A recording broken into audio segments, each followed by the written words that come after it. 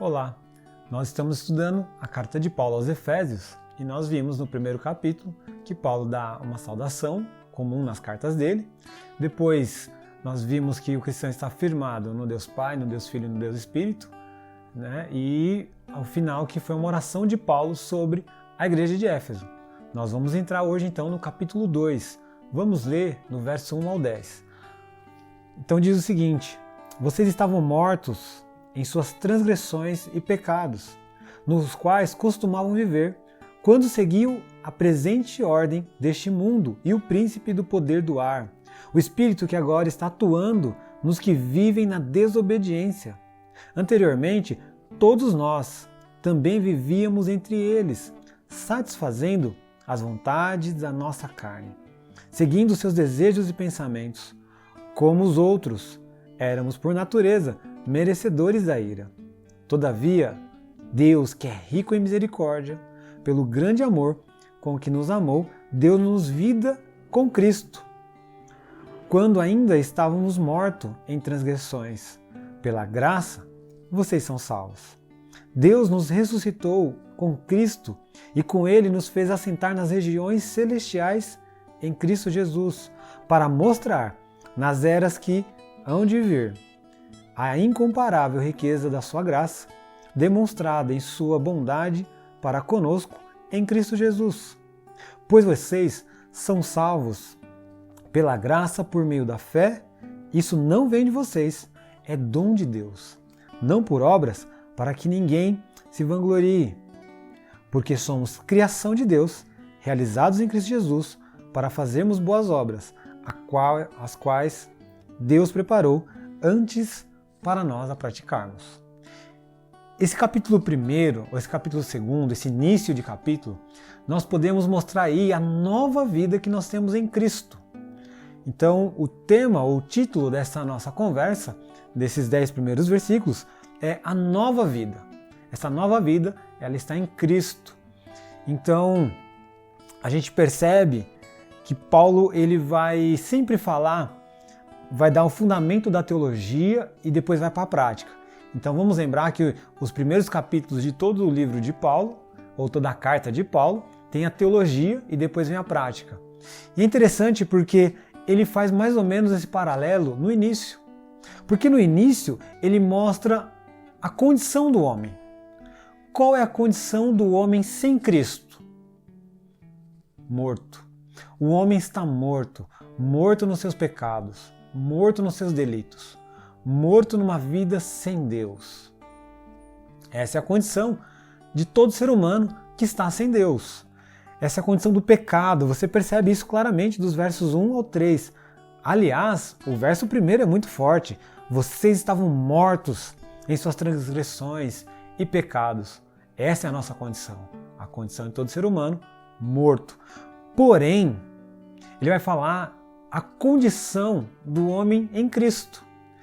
O que Cristo faz? Cristo dá a vida.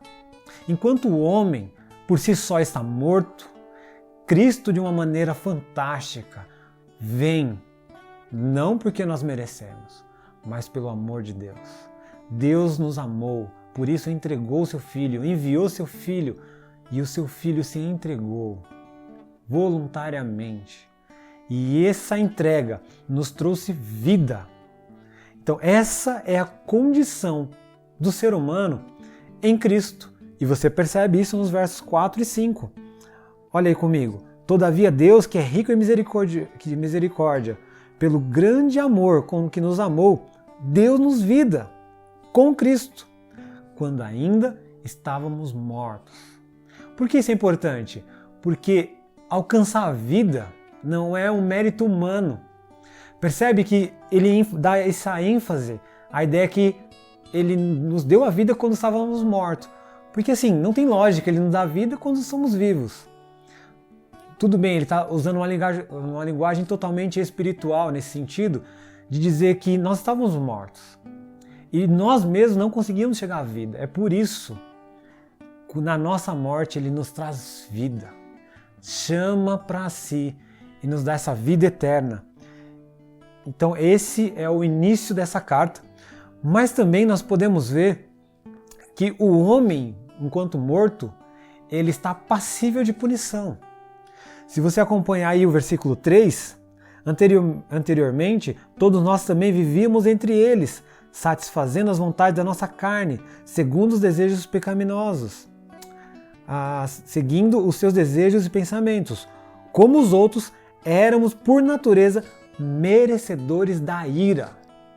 Então, quando nós estamos mortos, nós temos como consequência a ira de Deus sobre nós. Mas e agora que nós estamos em Cristo? O que vem sobre nós? Versículo 4 a 7 vai dizer que Cristo traz a sua misericórdia. E sobre a sua misericórdia vem a graça. Versículo 6, o finalzinho dele, né? Finalzinho do 5. Pela graça, vocês são salvos. Vocês são salvos.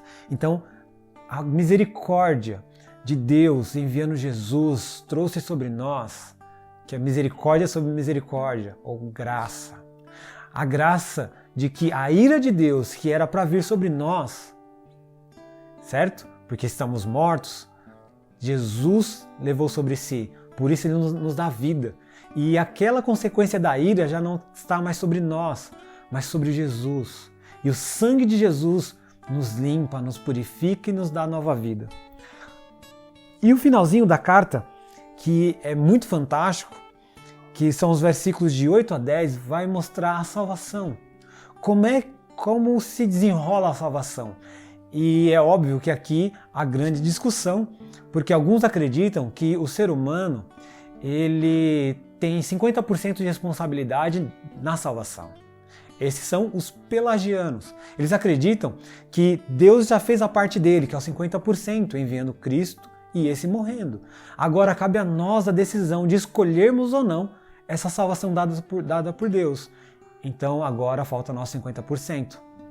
Uma outra base teológica são os arminianos. Eles acreditam que Deus fez aí 98% e que esses 2% cabe nós também decidirmos se a gente recebe essa graça toda ou não.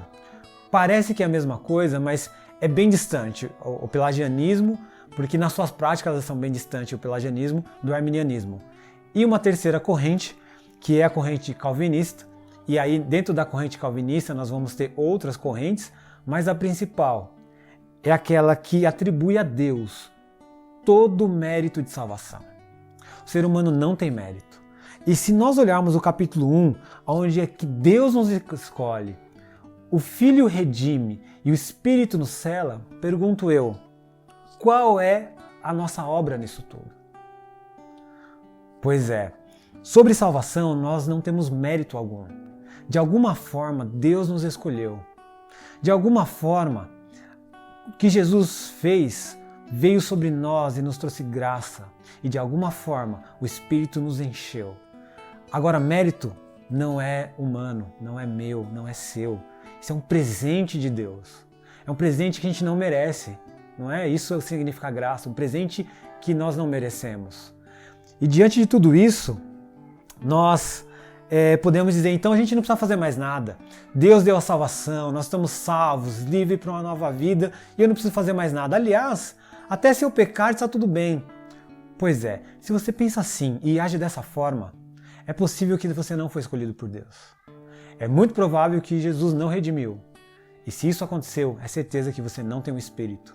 Porque aqueles que têm dentro de si o Espírito Santo, aquele que Jesus redimiu, que foi escolhido por Deus, versículo 10, ele vai praticar as obras porque Deus já escolheu de antemão para que ele fizesse. Então tudo o que nós fazemos, na realidade, é um reflexo de quem nós somos. Nós somos salvos, portanto agimos dessa forma.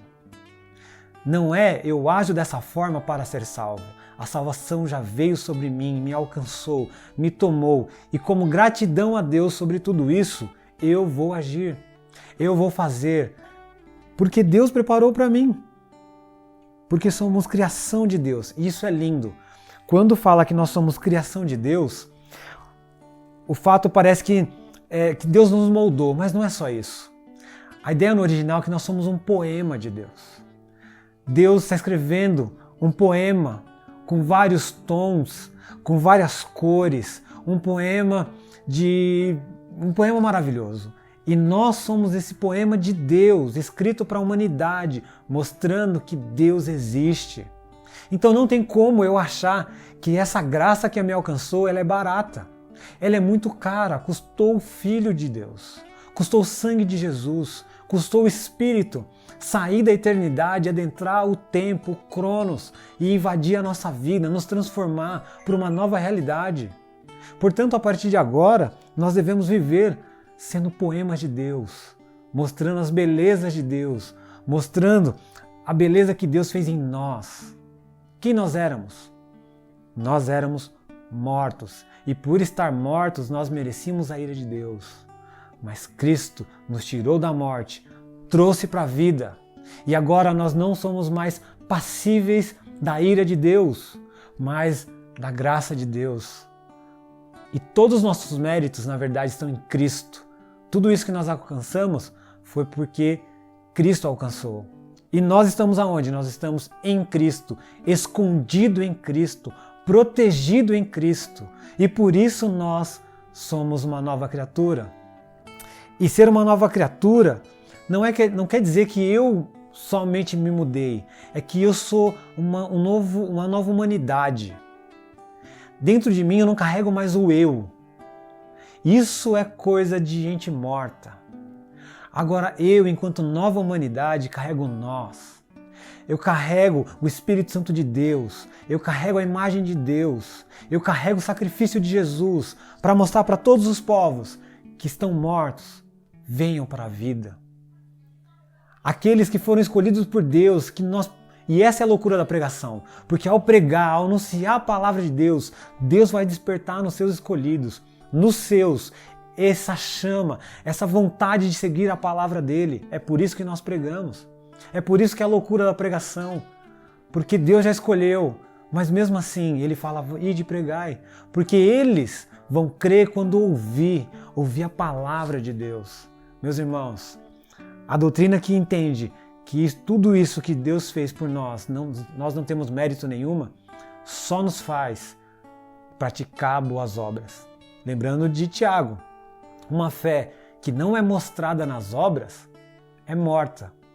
E alguém morto é alguém que não tem Deus. Por isso, se nós temos Deus, nós somos vivos. E se somos vivos é porque praticamos boas obras. Porque Deus preparou para nós antes da fundação do mundo. 3 perguntas para você e com isso a gente encerra o vídeo. Primeira pergunta: qual é a condição do homem sem Deus? Segunda pergunta: qual é a condição do homem em Cristo? E a terceira e última pergunta: o que eu preciso fazer para ser salvo? Que Deus abençoe e boas reflexões.